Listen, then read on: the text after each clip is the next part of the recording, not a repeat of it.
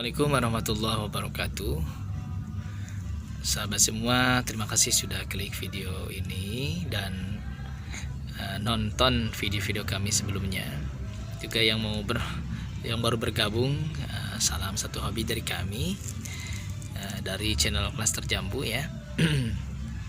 Oke, saya mau cerita. Jadi waktu itu sekitar 4 tahun yang lalu ya, 3 atau 4 tahun yang lalu, saya agak lupa ya.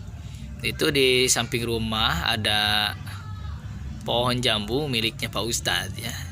Pohon jambunya besar banget ya, besar banget ya. Namanya juga kiai itu kan selalu istilahnya punya sifat dermawan ya, siapapun orangnya. Yang saya lihat itu seperti itu ya. Guru ngaji atau kiai atau Pak Ustadz itu saya lihat hampir semuanya ya orangnya dermawan ya. Ini dari pohon jambu ini saya lihat kok terus-terusan gitu ya jambunya berbuah sehabis ini. Bahkan ketika buah yang pertama itu mulai matang ya, itu pentil dan bunga-bunganya malah terus bermunculan ya. Sampai saya bertanya, kok bisa begini ya Pak? Dia juga kan menjawabnya, saya juga nggak tahu, katanya nggak pernah memupuk, tapi ini kok berbuah terus. Akhirnya kan saya juga adalah pengetahuan sedikit tentang itu, bahwa mungkin dalam tanahnya itu unsur-unsur yang dibutuhkan pohon jambu itu tersedia ya, ada nitrogen, fosfat, kalium, mungkin juga ada unsur Fe, ferum atau besi ya, magnesium ataupun juga boron, mungkin ada ya unsur-unsur lain, sehingga jambunya itu luar biasa lebat dan tidak rontok. Ini yang hebatnya ya, itu yang tidak rontok itu. Biasanya kan jambu air itu kalau terkena hujan kan rontok ya, ini enggak. Saya terus lihatin, dan itu ketika panen gitu kan di pinggir jalan tuh banyak orang yang ngiler gitu, akhirnya suka dikasih, ayo ambil aja gitu sama Pak Ustadz itu ya. Karena saya rumahnya dekat kontrakan ya, dekat kontrakan saya itu waktu itu ya, sering kebagian, bahkan tiap hari ya kita tuh suka makan jambu itu karena dikasih ya. Saya bahkan dibilangin kalau mau ambil aja ya, artinya saya kadang-kadang paling sering ya ngambil jambu itu karena sudah diizinkan.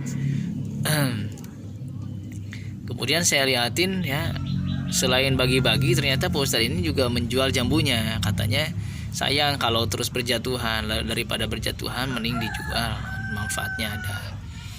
Itu ditimbang ya hasil bagi-bagi ini ya, jadi sisa bagi-bagi tetangga dan orang-orang lewat itu sekitar ada 2 kuintal ya, 2 kuintal. Cuman harganya murah ya, padahal jambunya manis banget, dan saya sudah mencangkoknya. Ada 8 cangkokan di tempat saya ini,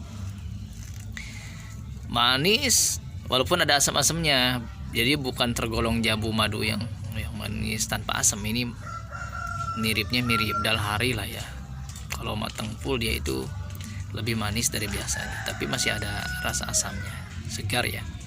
Dijualnya ketika itu Rp5.000 per kilogram ke ya sahabat saya juga.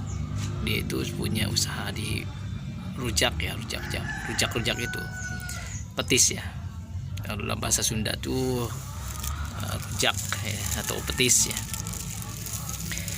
Jadi 2 kintal itu 2 kintal kurang sebenarnya ya, kita bulatkan 2 kintal kali 5.000 aja udah 1 juta per pohon ya. Saya itu bisa 3 kali ya menjualnya, 3 kali.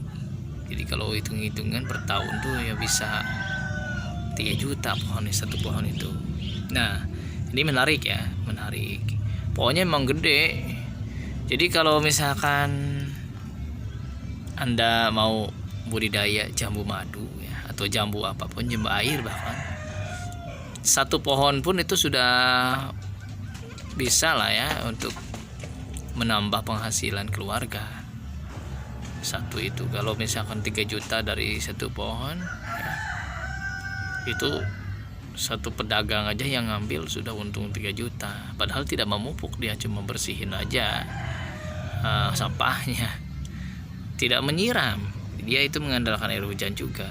Jadi kalau kemarau nggak disiram jambu-jambu yang di tanah itu, nggak pernah, depan rumah itu.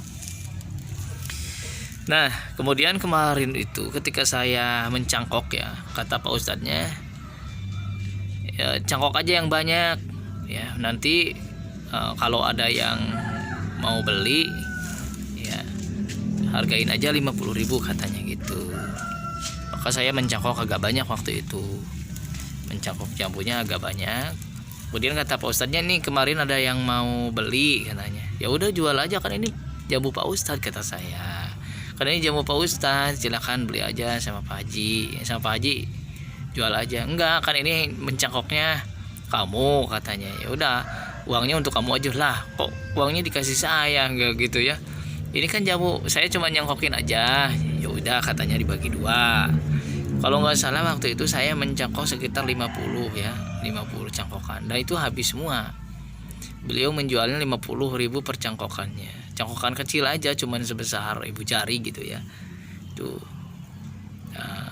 Nah sampai di sini saya berpikir, nah ini ada potensi ya, ada potensi dari cangkokan ini.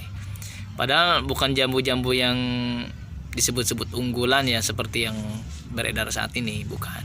Itu jambu biasa aja kampung, cuman memang warnanya lebih gelap hitam, dan kalau sudah tua tuh rasanya manis meskipun ada asam-asamnya ya.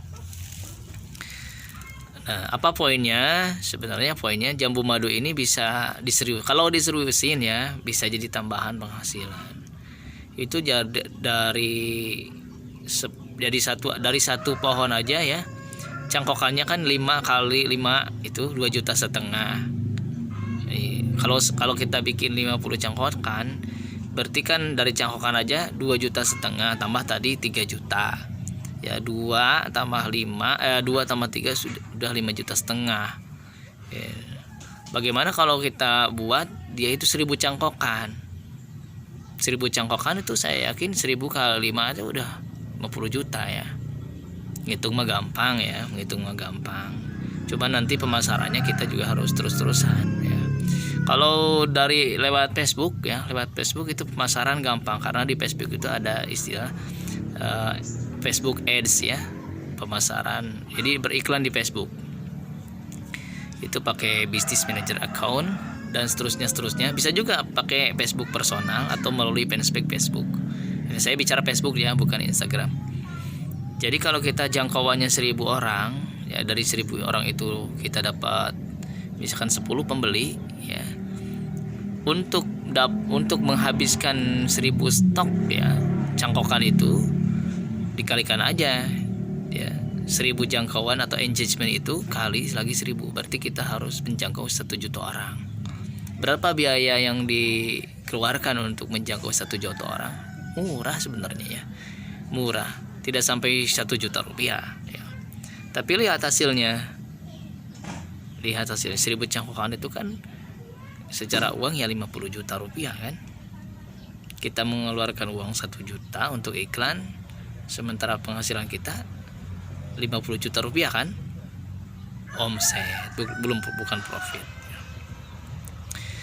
Jadi sampai di sini saya bicara, kalau saya misalkan punya jambu citra yang besar sekali ya, kemudian saya perkenalkan kepada teman-teman lewat media sosial saya ya, atau lewat YouTube saya, itu ada kemungkinan juga dapat uang dari situ, aktivitas itu, karena setelah mengenal ya bahwa ini namanya jambu citra, ini rasanya manis, ini 13 brix atau sampai 14 brix kalau lebih, yang lebih matang ya, ini juga termasuk unggulan nasional, dan seterusnya diedukasi.